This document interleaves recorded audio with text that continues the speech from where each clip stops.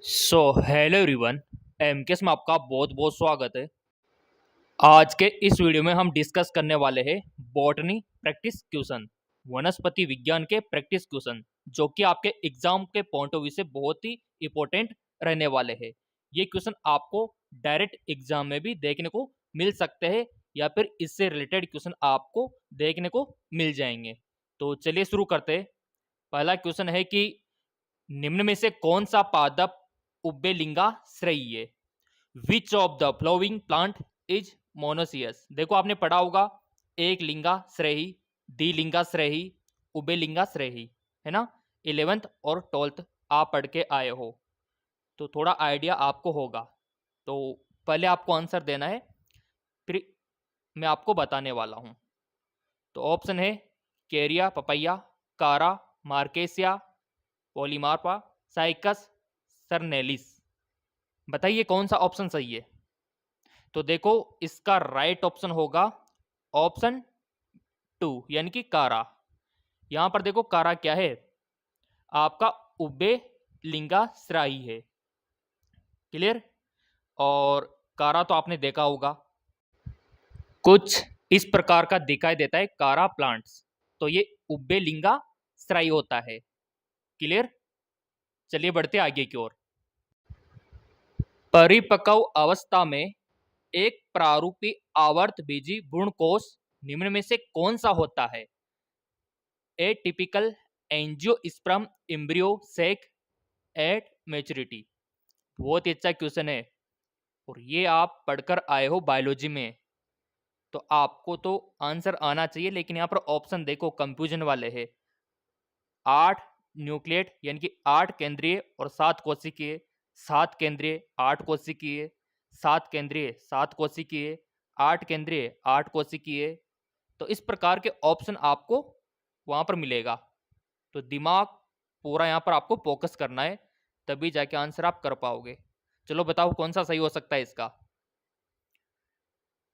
I hope आपने one option आपके मन में सिलेक्ट कर लिया होगा। इसका राइट ऑप्शन होगा 8 केंद्रीय और 7 कोशिकीय, यानी कि आपका 8 तो इसमें न्यूक्लिएट होगा एंड 7 सेल्ड होगी। ये पहला वाला ही सही है। तो किस किस ने पहला सही किया, अपने आप को 1 नंबर आप दे सकते हो। ये पहला वाला सही होगा और याद रखना यही होता है इसका आंसर। अगला, जेमी किसमें पाए जाते हैं? जेमी जो होते हैं इंग्लिश में भी देख लो आप, यहाँ पे जेमी आर प्रेजेंट। तो मोसेस के बारे में भी आपने पढ़ा है एनसीईआरटी बुक में, आपने पिक भी इसका देखा होगा, इमेजेस आपने देखी होगी मोस का। टेरिडोफाइडा भी आप पढ़ के आए हो, है ना। कुछ आवर्त बीजियों में, कुछ लीवर फ्रंट में, सब आप पढ़ के आए हो। ब्रायोफाटा, टेरिडोफाइटा, है ना, कवक, एल्गे, सब पढ़ के आए हो। तो बताओ जेमी किसमें पाए जाते हैं? आई होप आपने वन ऑप्शन चूज कर लिया होगा। तो जेमी पाए जाते हैं आपके लीवर व्रंट में, जो कुछ लीवर व्रंट होते हैं, सभी में नहीं, कुछ लीवर व्रंट में। तो ये ऑप्शन डी इसका होगा, कुछ लीवर व्रंट। ऑप्शन 4 सम लीवर वर्ट। तो लीवर वर्ट तो आपने देखा होगा, नहीं देखा है तो चलो मैं आपको दिखा देता हूं। ये इस प्रकार का होता है लीवर व्रट, आप देख रहे हो ना, ये इस प्रकार का। तो जेमी इसी में पाए जाते हैं, देख लो आप ये जेमी। तो बेसिकली लीवर वर्ट आपको याद रखना है। क्लियर। बढ़ते आगे की ओर। यहां पर मेंशन है कि जब गुणसूत्र बिंदु गुणसूत्र की दो बराबर भुजाओं के मध्य में स्थित होता है, तब यह क्या कहलाता है? बताइए, मेटासेंट्रिक, टीलोसेंट्रिक, सब मेटासेंट्रिक या फिर एक्रोसेंट्रिक? तो देखिए ये टॉपिक बहुत इंपॉर्टेंट है, 100% लिख के रख लो आप। क्वेश्चन बनता है बनता है, आप किसी भी प्रकार का एग्जाम दो, चाहे नीट का दो, चाहे आप पैरामेडिकल का दो, फार्मेसी का दो, नर्सिंग का दो, यहां से क्वेश्चन बनता है इस टॉपिक से। आई होप आपने आंसर देने का प्रयत्न किया होगा। तो इसका राइट ऑप्शन होगा मेटासेंट्रिक, मध्य केंद्री। भाई देखो, जब गुणसूत्र की दो बराबर भुजाओं के मध्य में स्थित होता है तो वो मेटासेंट्रिक यानी कि मध्य केंद्री, ये वाला इसका राइट ऑप्शन होगा। अगर आपने भी यही बताया है तो अपने आप को नंबर आप दे सकते हो। चलिए बढ़ते हैं अगले क्वेश्चन की ओर। अगला है यहाँ पे कि निम्न में से अर्धसूत्री विभाजन की किस अवस्था में गुणसूत्र बिंदु का विभाजन होता है? Which of the flowing stage of meiosis involve division of centromere. तो देखो यहां पर मध्यावस्था फर्स्ट, जिसको आप मेटाफेज बोलते हो इंग्लिश में, metaphase second, anaphase second, telophase second.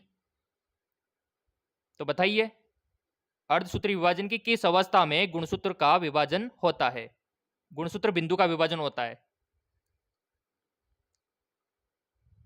ये 4 फेज आपको यहां पर दे दिया ऑप्शन में। कर लिया सिलेक्ट? आपके मन में करो एक ऑप्शन सही।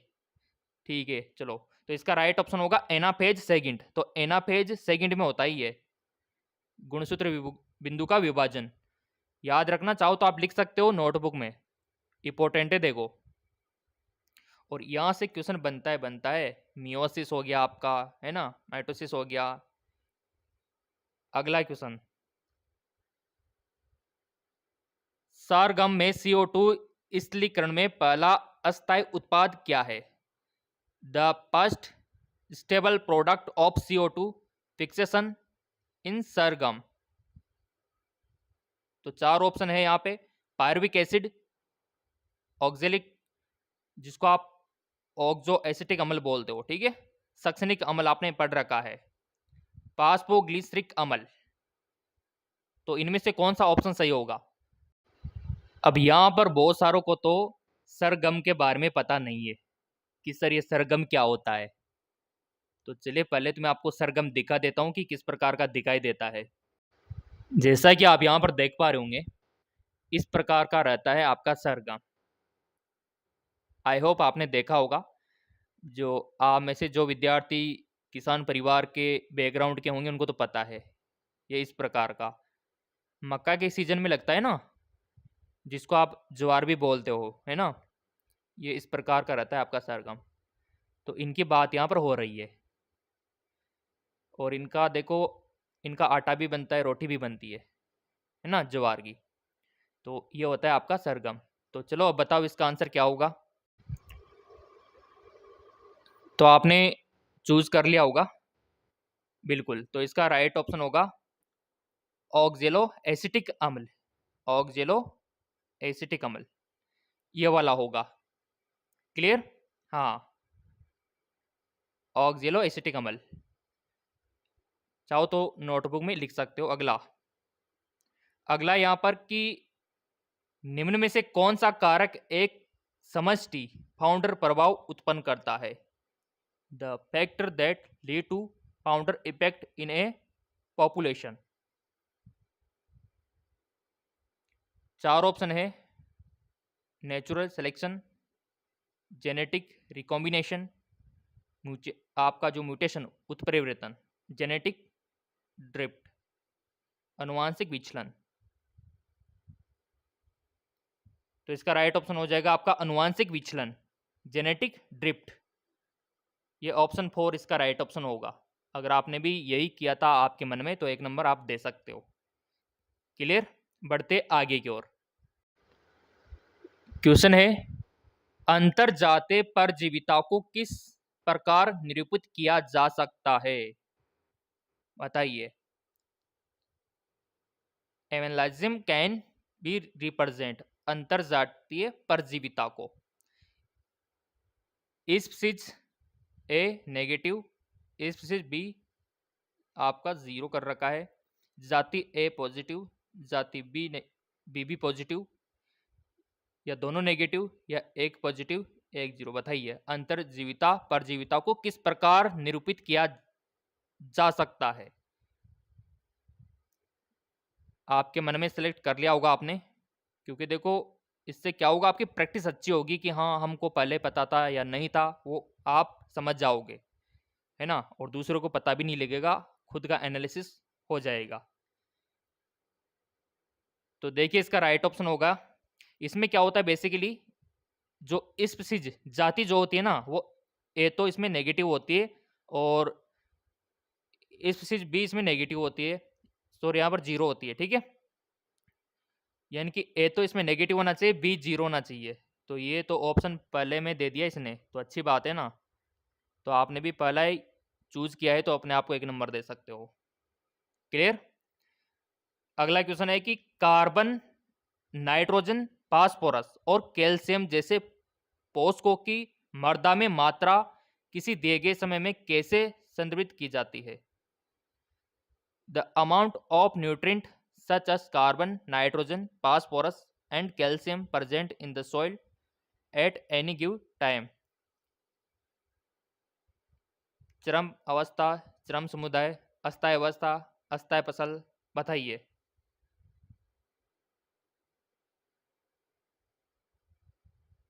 बिल्कुल राइट ऑप्शन होगा स्टैंडिंग स्टेट, अस्थायी अवस्था। तीसरा वाला सही है इसका। बिल्कुल। बढ़ते आगे की ओर। अगला है देखो यहां पर कि निम्न में से किस शैवाल में संचयी खाद्य के रूप में मैनिटोल होता है। Which of the following algae contain mannitol as reserve food material. Ectocarpus, Gracilaria, Volvox, Ulothrix, सब आपने पढ़ रखा है देखो। तो बताइए ईमानदारी से आंसर इसका, आपके मन में चूज कर लो आप, क्योंकि फिर मैं आपको आंसर बताने वाला हूं। कर लिया, बहुत बढ़िया। तो इसका राइट ऑप्शन होगा एक्टोकार्पस।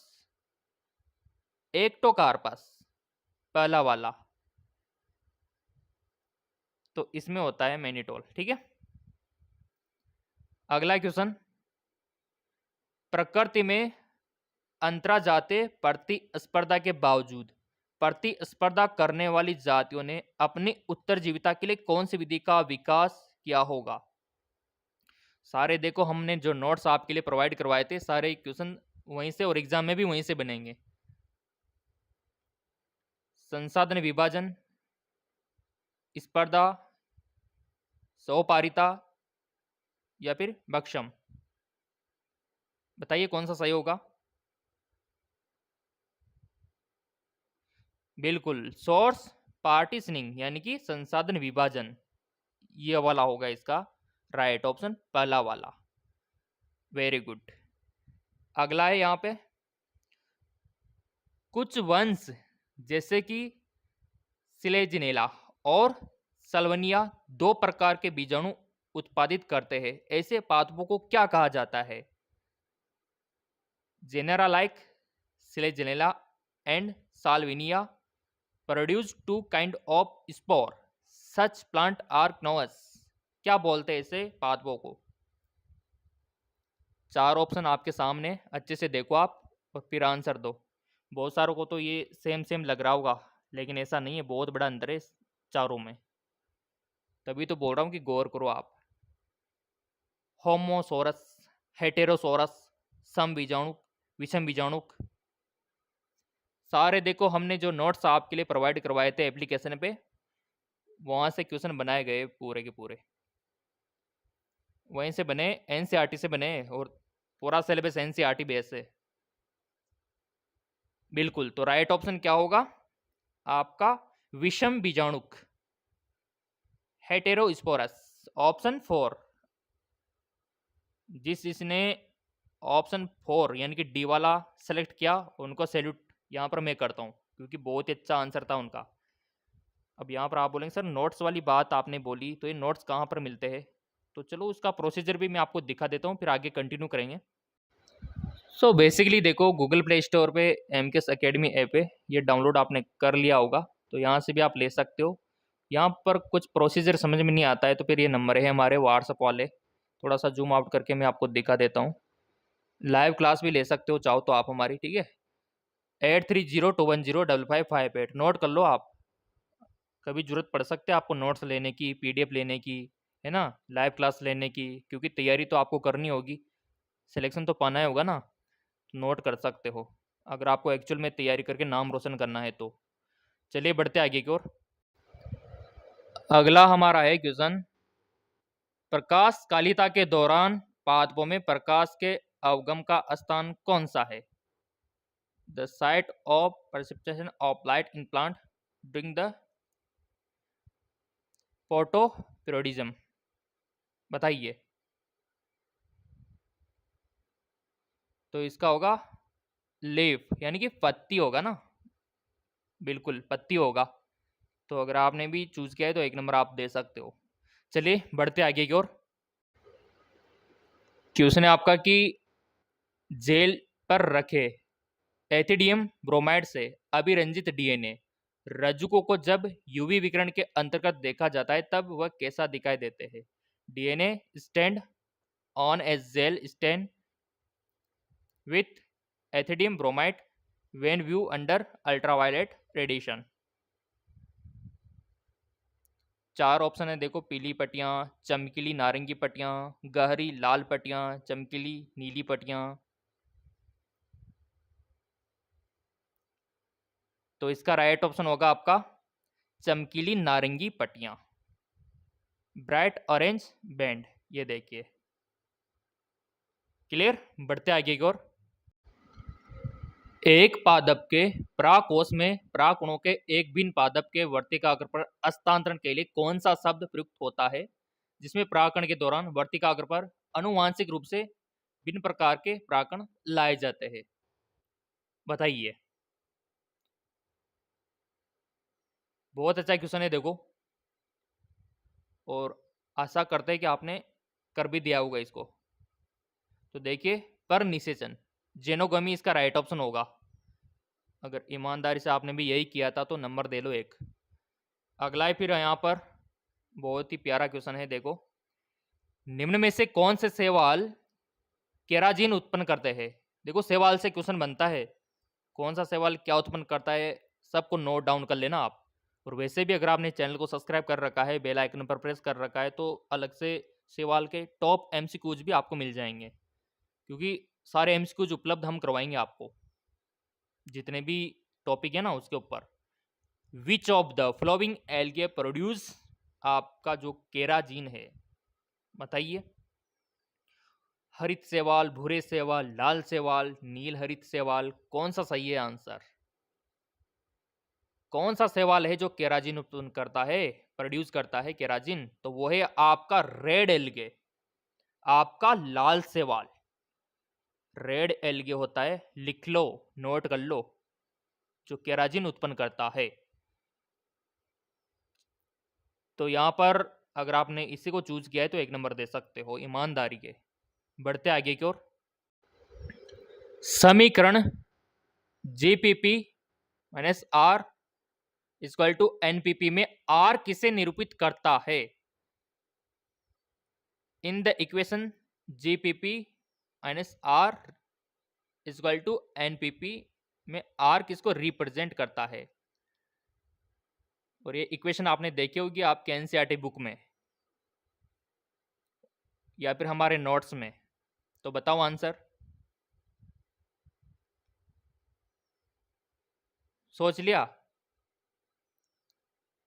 तो देखो, आर जो रिप्रेजेंट करता है ना, वो रेस्पिरेशन लॉसेस को करता है, रेस्पिरेशन लॉसेस, श्वसन हानि को। बढ़ते आगे की ओर। द्विसंधि पुंकेसर किसमें पाए जाते हैं? द्विसंधि पुंकेसर किसमें पाए जाते हैं? हाँ बिल्कुल, हाँ, द्विसंधि पुंकेसर किसमें पाए जाते हैं? बिल्कुल पिज में, मटर में, मटर में पाए जाते हैं, तभी तो मेंडल ने मटर को ही चुना। पढ़ा था ना आपने, बचपन से पढ़ते आ रहे हो।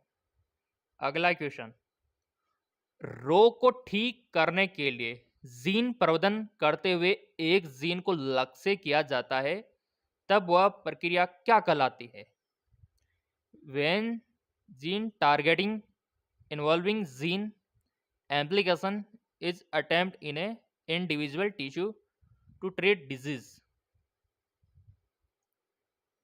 तो राइट ऑप्शन होगा आपका जीन थेरेपी, जीन चिकित्सा इसका राइट ऑप्शन होगा। तो इस प्रकार के क्वेश्चन आपको डायरेक्ट एग्जाम में देखने को मिल जाते हैं। तो प्रैक्टिस क्वेश्चन करने से आपकी प्रैक्टिस भी होती है, आपको याद भी होता है, आपका कॉन्फिडेंस लेवल भी बढ़ता है। और चैनल सब्सक्राइब कर रखा है, बेल आइकन पर प्रेस कर रखा है, तो ऐसे एमसीक्यूज तो रोजाना आपको मिलते रहेंगे।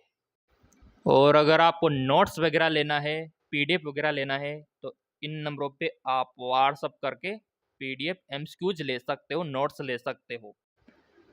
मेरे प्रिय विद्यार्थियों, अभी तो काफ़ी सारे एमसीक्यूज हमको करने हैं, नेक्स्ट वीडियो में कर लेंगे। और टॉपिक आप बता सकते हो जिस टॉपिक के ऊपर चाहिए, और जो भी आपका ओपिनियन है आप कमेंट करके बता सकते हो। बाकी क्वेश्चन आपके इसी प्रकार के एग्जाम में बनते हैं।